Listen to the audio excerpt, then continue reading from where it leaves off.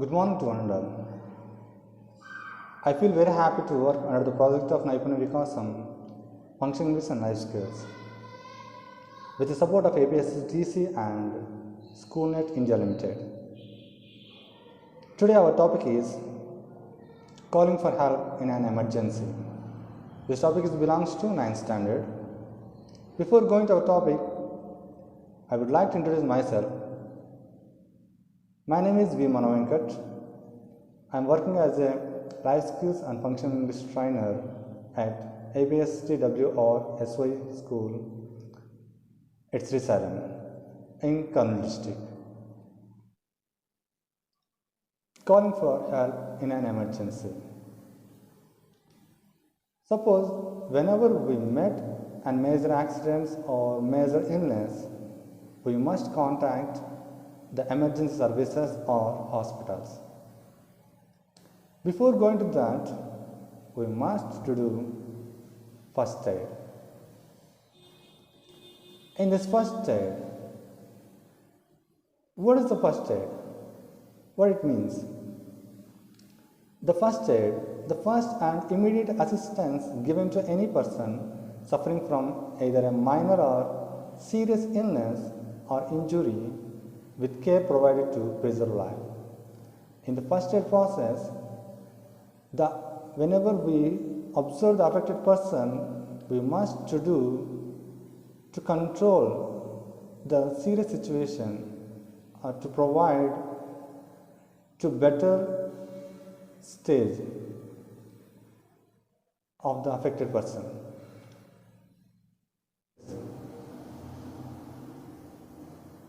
So, what is the first aid basics? The first one, doctor's ABCD action plan.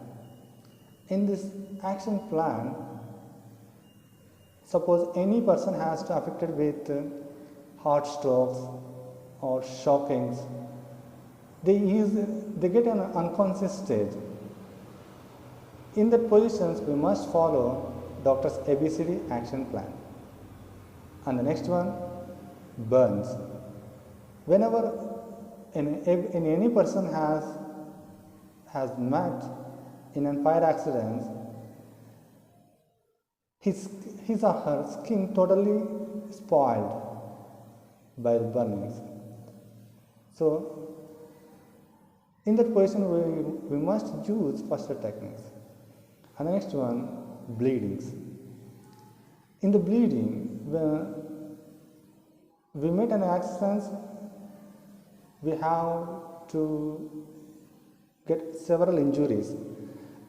In that injuries, our skins or our body parts has damaged with several cuts.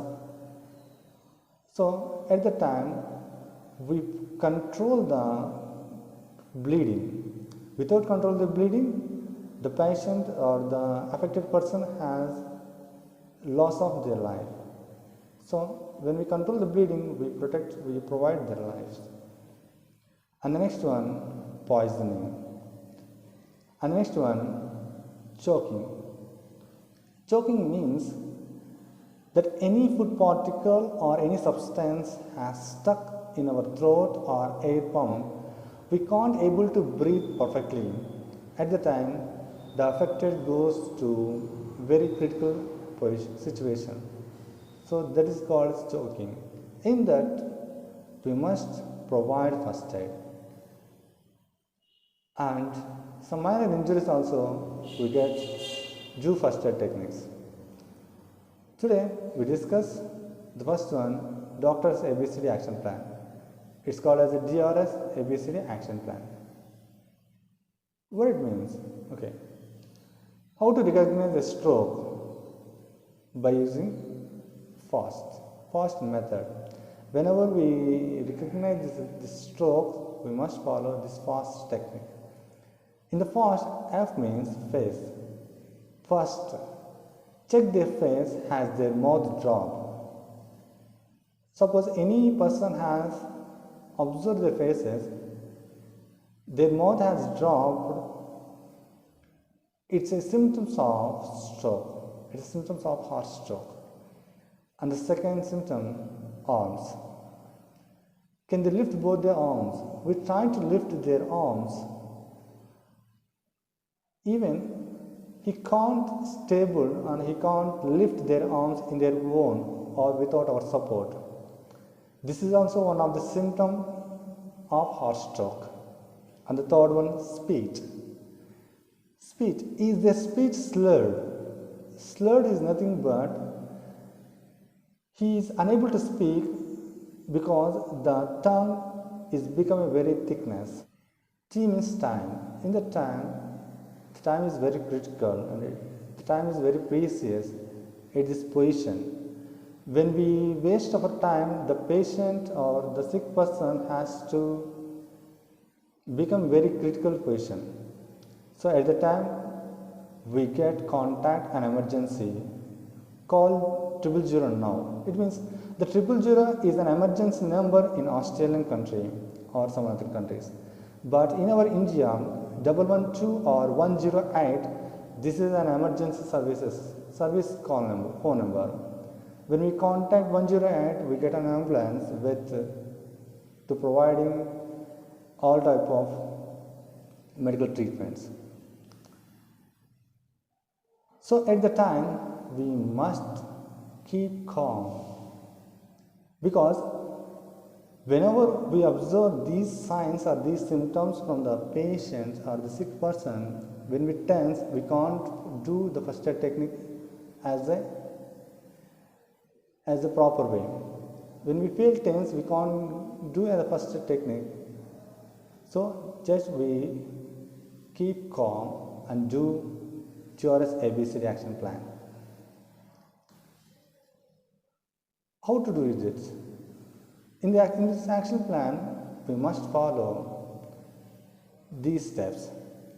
D means danger, R means response, S means send, A means airway, B means breathing, and C means CPR. D means defibrillation. Let us discuss one by one. First one, D. D means danger. Ensure the area is safe for yourself, other and the patients. So whenever we observe the affected person, we must place in a safest position or safest area to providing all type of facilities like air or breathing. So we must place in a safest area. When we identified the person is present in danger position. And the next one, R. R means response. Check for responses. Ask name and squeeze shoulders. In this position, the affected person, we try to respond with them, to asking their name and to asking their problems and what type of feeling we may ask them. Suppose he doesn't have any responses, we don't observe any responses from the sick person, then we must move on to the next step. Suppose the person has responded to their names and their feelings. First, he must place in a comfortable position and check for injuries. Suppose he has affected any injuries, we have to check it throughout the body. When we observe any injuries, we must get a treatment and monitor their responses. And we ask their breathing levels and we are asking their feelings in each and every minute before reaching to the hospital or before providing to the medical care. Suppose the person cannot respond, we must move on to the next step. Send for help. Here, send for help means to call an emergency services.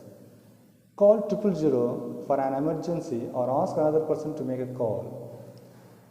Or in our state, we must call 108. The 108 is an emergency toll-free number to contact the ambulance and to reach to the hospitals. And the next step, airway. Before reaching the medical services or before going to hospitals, we continue these steps. Next, airway. First, open mouth. If foreign material is present, place in recovery position. Clean airway with fingers, open airway by tightening head with chin lift. Tilting. Tilting means the head moves to the chin from left to right and right to left. We must move on to the next step, breathing. Check for breathing. Look, listen and feel. First, we observe the affected person he is able to breathe or not. Suppose he must do normal breathing, place in recovery position and monitoring his breathings, and to check out his injuries and treat for shock or treat for his recovering positions. Suppose the person has not breathing, or we observe his breathing is not in a normal position, then start CPR. CPR. This is the next step. This is very important step to recovery from the affected person. In this CPR technique, we must do 30 chest compressions and 2 breaths. We providing the artificial breathing to the patient. The continuous CPR until help arrives to patient and recovery positions. Defibrillation. Defibrillation means to apply the defibrillator if available and follow the voice prompts. Some of public places we available the defibrillator kit. We must follow the voice prompts. We apply the procedure, and this technique is only due to do the medical practitioners only. The other can't do, because we don't have to knowledge how to use the defibrillator kit. This is the defibrillator kit. This one helps to provide the electrical shock to the heart, to our heart, and to stimulate the heart functioning. And this one is used defibrillation kit in hospitals. So here the doctor, as a medical practitioner, has to do the defibrillation to recover his life. And this is total information about how to do as a first aid, like the stroke persons, the heart stroke persons. And thank you very much.